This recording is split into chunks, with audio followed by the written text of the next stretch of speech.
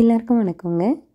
இன்றைக்கி வீடியோவில் நான் கருப்பு கவுனி அரிசி சேர்த்து அது கூட வெள்ளை சோளம்லாம் சேர்த்து ரொம்பவே ஹெல்த்தியான டேஸ்டியான இட்லி தோசையெல்லாம் எப்படி பண்ணலாம் அப்படிங்கிறது தான் பார்க்க போகிறோம். இது பண்ணுறதுக்கு நான் 4 கப் அளவுக்கு வெள்ளை சோளம் அளந்து எடுத்துக்கிறேங்க. இது கூட 1 கப் அளவுக்கு கருப்பு கவுனி இல்லைன்னா சிவப்பு கவுனி, அதுவும் இல்லைன்னா மாப்பிள்ளை சம்பா எடுத்துக்கலாம்.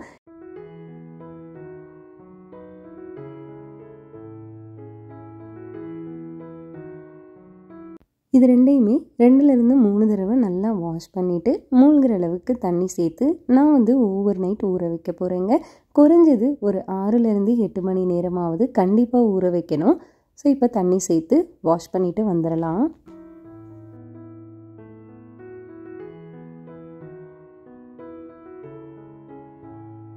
ஸோ மொத்தம் நம்ம 4 கப் வெள்ளை சோளம் 1 கப் கருப்பு கவுனின்னு 5 கப் எடுத்துருக்கோம் இல்லையா. 1 கப்புக்கு 1/4 கப் உளுந்து தான் கணக்கு. அப்போ 5 கப்புக்கு நம்ம 1.25 கப்பு உளுந்து அளந்து எடுத்துக்கணுங்க. கருப்பு உளுந்து சேர்த்து பண்ணினாலுமே சூப்பராக இருக்கும். என்கிட்ட கருப்பு உளுந்து வெந்தயம்லாம் காலி ஆகிடுச்சு. இந்த மாதம் தான் நான் மளிகை சாமான்லாம் வாங்க போகணும். ஸோ இப்போ நான் 1.25 கப் உளுந்து எடுத்துருக்கிறேன். உங்ககிட்ட வெந்தயம் இருக்குன்னா 1 ஸ்பூன் சேர்த்துக்கோங்க. என்கிட்ட இல்லை, அதனால் சேர்க்கலை. வெந்தயம் சேர்க்கலைனாலுமே இந்த இட்லி ரொம்ப சாஃப்டாக சூப்பராக வருங்க. இப்போ இந்த உளுந்து எல்லாத்தையும் நல்லா வாஷ் பண்ணி கொண்டு வந்துட்டு மூழ்கிற அளவுக்கு இது கூடவே தண்ணி சேர்த்து ஊற வச்சிடலாம்.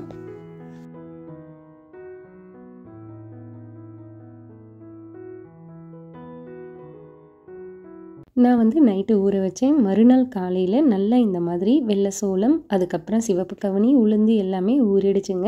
நான் கிரைண்டரில் தான் அரைக்க போகிறேன். கெனடாவில் பார்த்தீங்கன்னா கிரைண்டரில் அரைச்சாதான் மாவு நல்லா பொங்கி வருங்க. அதனால் நான் கொஞ்சம் குவான்டிட்டி இருந்தாலுமே கிரைண்டரில் அரைச்சி எடுத்துப்பேன். ஃபஸ்ட்டு உளுந்து சேர்த்து கொஞ்சம் கொஞ்சமாக நம்ம தண்ணி சேர்த்து அரைச்சி எடுத்துக்கலாம். இது ஒரு 15 நிமிஷமாவது ஆகுங்க நம்ம அரைச்சி எடுக்கிறதுக்கு. நல்லா பந்து மாதிரி அரைஞ்சி வரணும். ஸோ இதை அரையும் போது நம்ம அரை கப் அளவுக்கு அவல் எடுத்து வாஷ் பண்ணிவிட்டு மூழ்கிற அளவுக்கு தண்ணி சேர்த்து வச்சிடலாம். இது ஒரு 5லேருந்து 10 நிமிஷம் இந்த அவல் ஊறினாலே போதும்.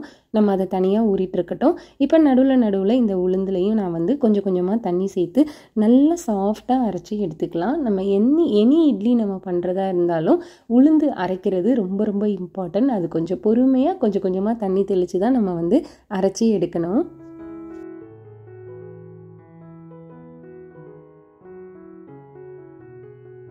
உளுந்து நல்லா பந்து மாதிரி அரைஞ்சி வந்துருச்சு. தனியாக ஒரு பாத்திரத்தில் இதை எடுத்து வச்சிடலாங்க. எடுத்து வச்சுட்டு ஃபஸ்ட்டு நம்ம ஊற வச்சுருக்கிற அவல் தான் சேர்க்கணும்.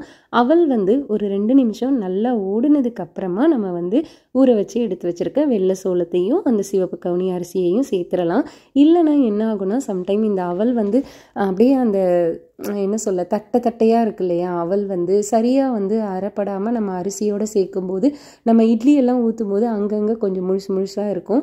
அதனால நீங்கள் ஃபஸ்ட்டு வெறும் கிரைண்டரில் அவலை ஓட விட்டுட்டு அதுக்கப்புறமா இந்த வெள்ளை சோளத்தையும் அரிசியையும் சேர்த்து இதுலேயுமே நம்ம கொஞ்சம் கொஞ்சமாக தண்ணி சேர்த்து நல்லா ஒரு 20லேருந்து 25 நிமிஷம் அரைச்சி எடுத்தால் தான் கரெக்டான பதத்துக்கு நமக்கு கிடைக்கும். இது நல்லா அரையும் போது நான் உங்களுக்கு காட்டுறேன். நடுவில் கொஞ்சம் கொஞ்சமாக தண்ணி சேர்த்துக்கணும்.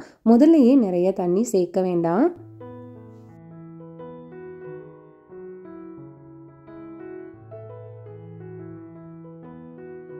ஒருவேளை உங்களுக்கு அவல் சேர்த்து பண்ண வேணாட்டி கண்டிப்பாக நீங்கள் வெந்தயம் சேர்த்துக்கணுங்க. அப்போ தான் நமக்கு நல்லா சாஃப்டாக கிடைக்கும்.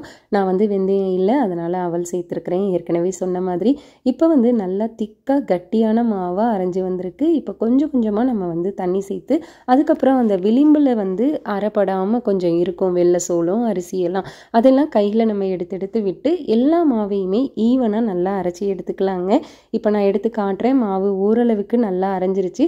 இந்த டைமில் நம்ம அரைச்சி எடுத்து வச்சுருக்கிற உளுந்தையுமே நம்ம கிரைண்டரில் மொத்தமாக சேர்த்து ஒரு 2 நிமிஷம் இந்த வெள்ளை சோளம் அரிசி உளுந்து எல்லாமே ஒன்றா மிக்ஸ் ஆகிறதுக்கு நம்ம ஓட்டிடுவோம். நல்லா இந்த மாதிரி கிரைண்டர் ஒரு 2 மினிட்ஸ் ஓடுனாலே போதும். மாவு நல்லாவே ஈவனாக மிக்ஸ் ஆகிடுங்க. இதுக்கப்புறம் நம்ம மாவை ஒரு பாத்திரத்தில் எடுத்து வச்சிட வேண்டியது தான்.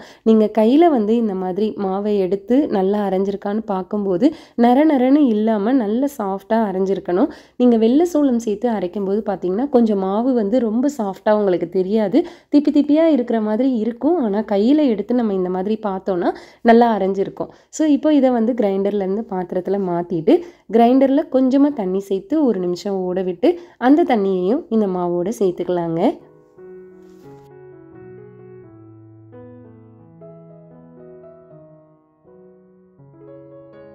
நான் வந்து மாவு உப்பு சேர்த்து தான் எப்போவுமே கரைச்சி வைப்பேங்க. உங்களுக்கு வேணும்னா மாவு நல்லா புளிச்சதுக்கப்புறம் கூட நீங்கள் கொஞ்சமாக மாவு எடுத்து உப்பு சேர்த்து கரைச்சிக்கலாம். நான் இப்போ உப்பு 1.5 ஸ்பூன் அளவுக்கு சேர்த்துட்டு நல்லா கையில் கரைச்சிட்டு, இப்போ இந்த பவுலில் பார்த்தீங்கன்னா மேலே விளிம்பு வரைக்கும் மாவு இருக்குது. ஸோ பொங்கி வந்து வெளியில் வரதுக்கு வாய்ப்பு இருக்குது. அதனால நான் இன்னொரு பவுல்லையும் பாதி எடுத்து மாற்றிக்கிறேங்க. அதுக்கப்புறம் நீங்கள் புளிச்சதுக்கப்புறம் பார்த்தீங்கன்னா ரெண்டுத்துலேயுமே நல்லா மாவு வந்து எழும்பி வந்திருக்கும். இதை வந்து அப்படியே டிஸ்டர்ப் பண்ணாமல் மூடிட்டு 6லேருந்து 8 மணி நேரம் மாவை புளிக்க வைக்க போகிறோம். இப்போ மறுநாள் நான் வந்து காலையில் அரைச்சி வச்சேன். ஈவினிங் எனக்கு மாவு வந்து ரெடி ஆகிடுச்சு. நான் ஓப்பன் பண்ணி காட்டுறேன் பாருங்கள். இது நல்லாவே மாவு பொங்கி அந்த மேலே லிட்டு வரைக்கும் அப்படியே டச் ஆகி இருந்தது. ரொம்ப சாஃப்டாக நல்லாவே சூப்பராக பொங்கி வந்துருந்துச்சுங்க. இந்த பவுலில் இருக்கிறது பார்க்கும்போது உங்களுக்கு தெரியும் மாவு எந்த அளவுக்கு பொங்கி இருக்குன்னு. நம்ம இதில் எக்ஸ்ட்ரா எந்த அடிட்டிவ்ஸுமே ஆட் பண்ணலைங்க. நேச்சுரலாக மாவு வந்து பொங்க வச்சு எடுத்தது தான் இது, புளிக்க வச்சு எடுத்தது தான் இது. இப்போ இதை வந்து நல்லா மிக்ஸ் பண்ணி எடுத்து வச்சிடலாம். இந்த மாவு வந்து பார்த்திங்கன்னா 3 நாள் 4 நாள் வரைக்கும் நல்லா இருக்கும். ஆனால் நம்ம வந்து மாவு ஒன்ஸ் பொங்கி வந்ததுமே எடுத்து ஃப்ரிட்ஜில் வச்சிடணுங்க. 4 நாளைக்கு மேலே வச்சிங்கன்னா மாவு ரொம்ப புளிச்சு போயிடும். இப்போ நான் நல்லா மிக்ஸ் பண்ணிவிட்டு இதை வச்சு நான் இட்லி தோசையெல்லாம் எப்படி பண்ணலாங்கிறது காட்டுறேன்.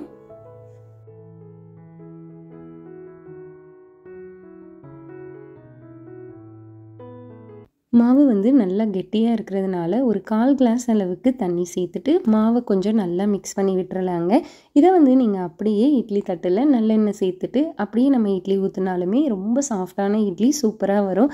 நான் வந்து என் பொண்ணுக்கு சும்மா வேறு ஷேப்பில் கொடுத்தா அவளுக்கு இன்னும் பிடிக்குங்கிறதுக்காக நான் வந்து கிண்ணத்தில் வந்து நெய்யெல்லாம் தடவி நல்லா மணக்க மணக்க நெய் வாசனையோட இட்லி வந்து நான் பண்ணி காட்டியிருக்கேன்.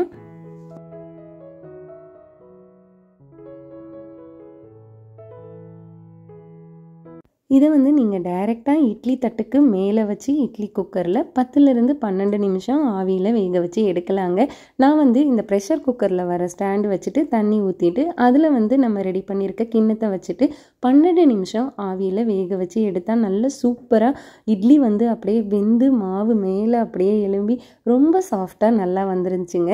இது ரொம்ப ரொம்ப ஹெல்த்தியான இட்லி, எல்லாருமே சாப்பிடலாம். குழந்தைங்களுக்கு கூட இதில் வந்து மேலே சாம்பாரெல்லாம் ஊற்றி கவர் பண்ணி கொடுத்தோன்னா இந்த கலர் வந்து அவங்களுக்கு தெரியாமலே சாப்பிட்ருவாங்க. மோஸ்ட்லி என் பொண்ணு சின்னவளாக இருக்கும்போது நான் சாம்பாரில் தான் ஃபுல்லாக கவர் பண்ணிடுவேன், இல்லை தண்ணியாக தேங்காய் சட்னி வச்சு கவர் பண்ணிவிடுவேன். அவளுக்கு ரொம்ப பிடிக்கும். இப்போ நம்ம வந்து நல்லா ஒரு 2 நிமிஷம் இந்த இட்லியை அப்படியே ஆற வச்சுட்டு ஒரு ஷார்ப் நைஃப் வச்சு விளிம்பில் எடுத்தோன்னா இந்த மாதிரி இட்லி வந்து ஒட்டாமல் எடுக்கும்போதே பார்த்தீங்கன்னா உங்களுக்கு நல்ல நெய் வாசனையோட நல்லாயிருக்கும். இப்போ எல்லா இட்லியையும் இந்த கிண்ணத்துலேருந்து எடுத்துடலாம்.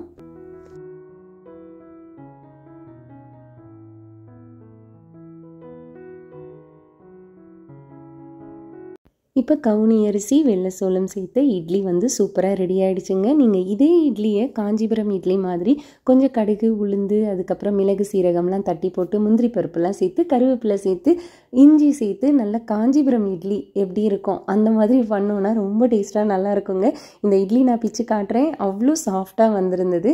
நான் வந்து தக்காளி தொக்கு ஆல்ரெடி வீட்டில் செஞ்சு வச்சுருந்தேங்க. அதை வச்சு தான் இந்த இட்லி சர்வ் பண்ணேன். நல்லா காரசாரமான சைட் டிஷ் கூட இதுக்கு சூப்பராக இருக்கும். மெல்லிசான தோசையும் இப்போ செஞ்சு காட்டுறேன். இந்த மாதிரி நல்லா மாவு எடுத்து தோசைக்கல்லில் ஸ்ப்ரெட் பண்ணிவிட்டு நம்ம வந்து கொஞ்சம் எண்ணெய் சேர்த்துட்டு தோசை கரண்டி இருக்கு இல்லையா, அதில் மாவை இந்த மாதிரி ஈவனாக இந்த மாதிரி வலிச்சு விட்டோன்னா மாவு வந்து நல்லா ஸ்ப்ரெட் ஆகிடும். தோசை வந்து நல்லா மொறுமொறுன்னு சூப்பராக இருக்குங்க. ஸோ ஹோப் இந்த வீடியோ உங்கள் எல்லாருக்கும் ரொம்ப பிடிச்சிருக்குன்னு நினைக்கிறேன். நான் இதே காம்போவில் கருப்பு உளுந்து சேர்த்து போன வாரம் வந்து குழிப்பணியாரம் இதெல்லாம் பண்ணி காமிச்சேன். அப்போ இன்ஸ்டாவில் ஒரு சிஸ்டர் என்கிட்ட சாஃப்ட் இட்லி பண்ணி கேட்டாங்க. இட்லிக்கு வந்து நம்ம உளுந்து கொஞ்சம் 1.25 டம்ளர் போட்டால் தான் கரெக்டாக வரும். அதனால தான் நான் இந்த வாரமே இந்த ரெசிபி போஸ்ட் பண்ணியிருக்கிறேங்க. நீங்களும் இதே அளவுகளோடு உங்கள் வீட்டில் இருக்கிறவங்களுக்கு செஞ்சு கொடுங்க. இதே மாதிரி நிறைய மில்லட் ரெசிபிஸ் நம்ம சேனலில் நான் வீக்லி 2 போஸ்ட் பண்ணிட்டு இருக்கேங்க. தொடர்ந்து வீடியோ பார்த்து கமெண்ட் பண்ணுற எல்லா நல்ல உள்ளங்களுக்கும் ரொம்ப ரொம்ப தேங்க்ஸ் ஃப்ரெண்ட்ஸ். தேங்க்ஸ் ஃபார் வாட்சிங்.